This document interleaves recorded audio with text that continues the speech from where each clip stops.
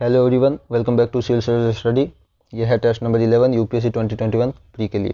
Question 1 देखेंगे हम। Consider the correct options. ये ऑप्शंस दिए हैं जिसमें ये स्टेट है, ये फाउंडर्स है, इसमें से करेक्ट कोड।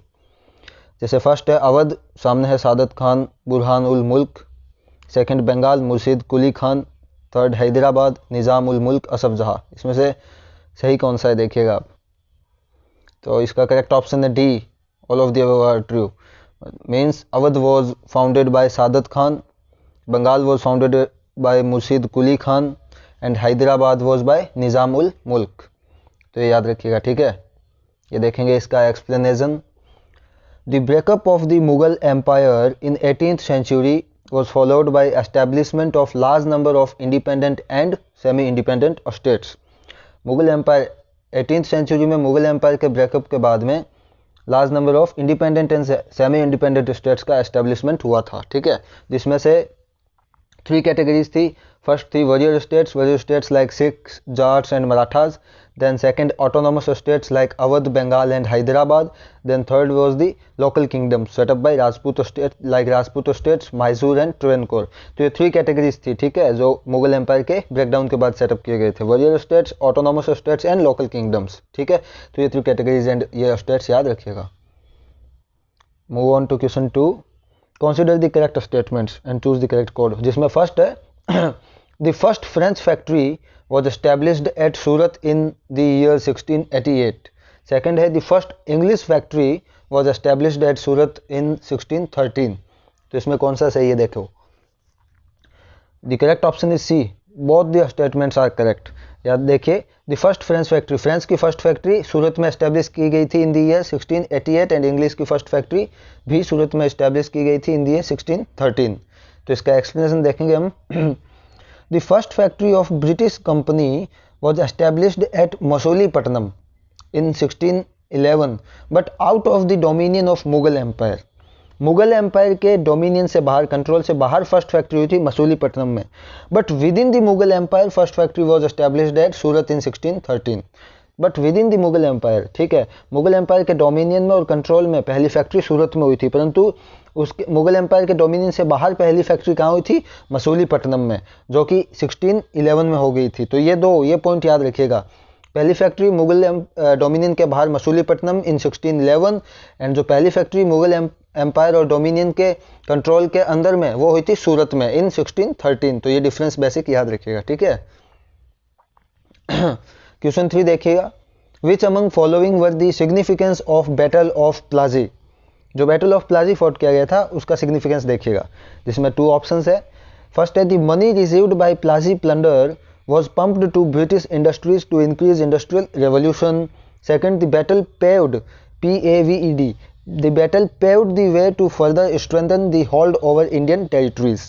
तो करेक्ट कोड देखिएगा, इसका सही ऑप्शन है सी, बोथ 1 and 2। देखेंगे हम बैटल ऑफ प्लासी के बारे में।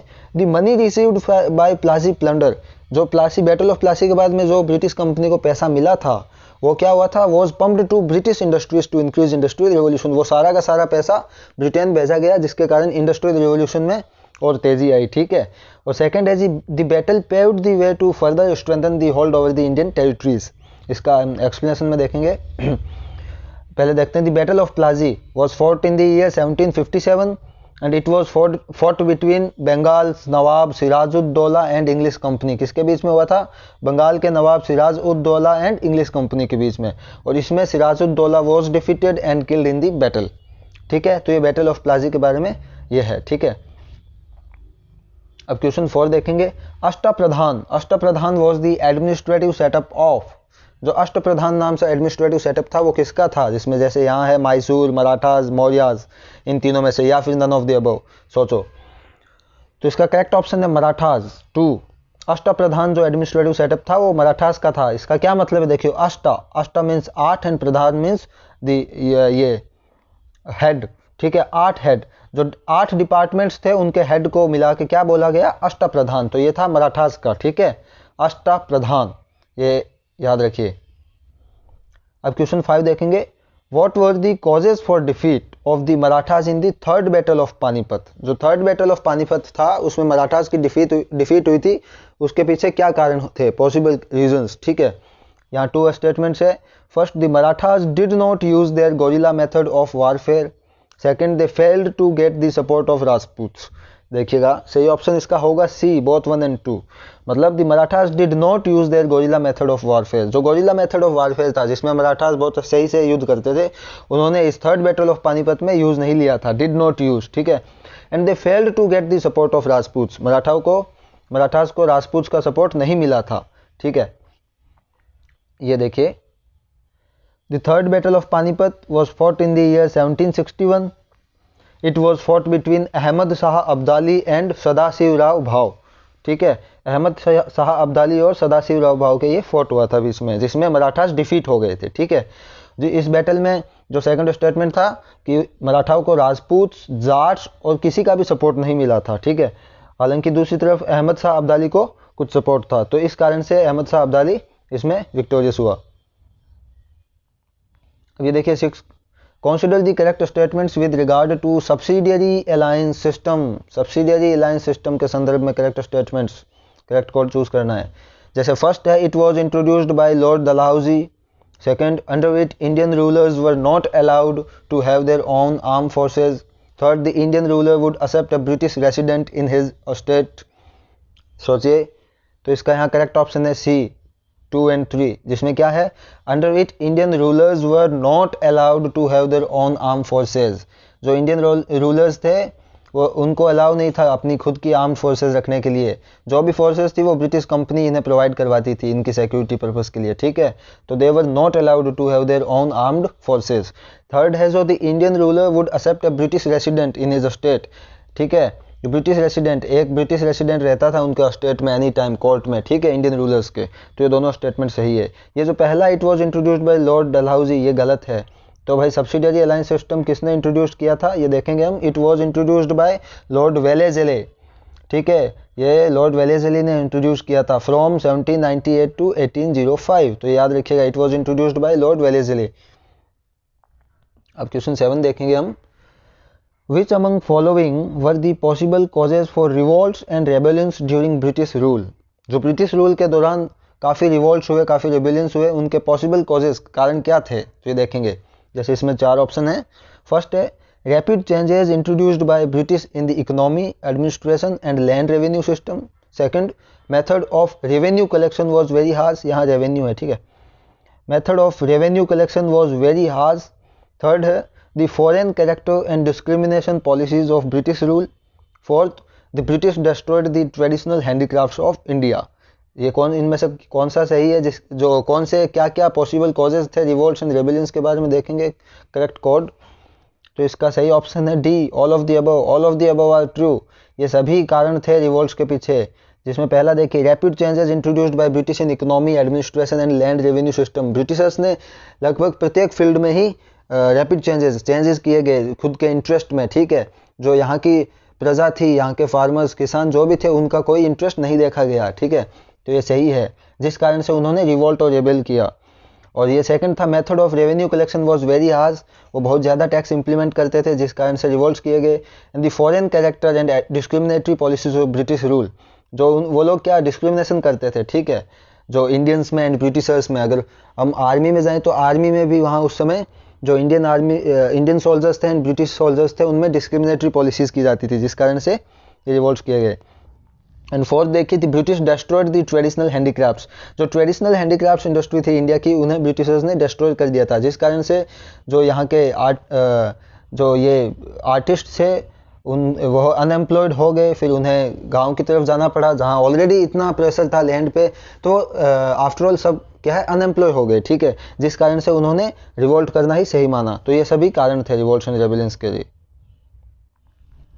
अब क्वेश्चन 8 देखेंगे, what were the contributions made by moderates. ये मॉडरेट्स है वहाँ, ठीक है। What were the contributions made by moderates, जो मॉडरेट्स एंड एक्सट्रीमिस्ट्स है उनके बारे में। तो ये देखेंगे। फर्स्ट देखिए, to develop economic critique of colonialism. Second, they made people aware of any psychological, economic disabilities of foreign domination. Third, they laid a strong foundation of INC, Indian National Congress, to grow upon. और fourth है, they attracted the younger generation। तो इसमें से कौन सा सही है moderates के बारे में देखिए। कंट्रीब्यूशन, तो इसका सही ऑप्शन है सी, जिसमें 1, 2 एंड 3 है। 1, 2 एंड 3 में देखिए, to develop economic critique of colonialism, उन्होंने कॉलोनियलिज्म के डीमेरिट्स बताए, इकोनॉमिक क्रिटिक बताए, ठीक है, मॉडरेट्स ने।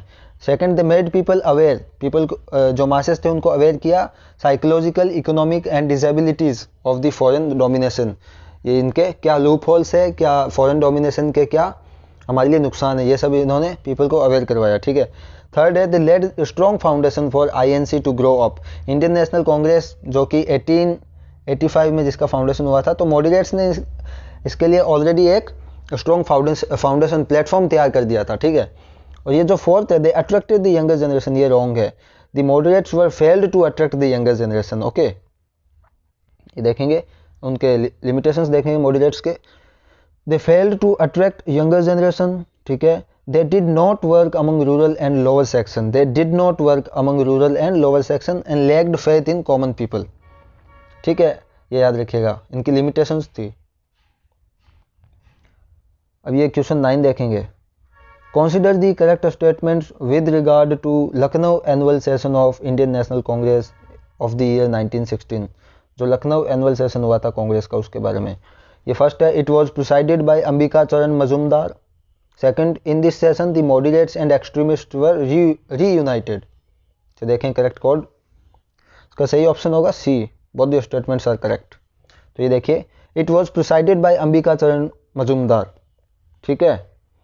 इन this session the moderates and extremist were reunited, जो कि सूरत सेशन में जो सूरत स्प्लिट 1907 में मॉडरेट्स एंड एक्सट्रीमिस्ट स्प्लिट हो गए थे, तो ये लखनऊ सेशन ऑफ 1916 में इनका यूनिटेशन हुआ था, रीयूनाइट हुए थे ये लोग, मॉडरेट्स एंड एक्सट्रीमिस्ट, तो याद रखिएगा, ओके। ये देखिए, और इसमें क्या हुआ था लखनऊ सेशन में, तीसरा काम, Congress and Muslim League pact were finalised, ठीक है, जो कांग्रेस और मुस्लिम लीग के बीच में एक पैक्ट साइन हुआ था, ये लखनऊ सेशन ऑफ कांग्रेस में हुआ था, ठीक है।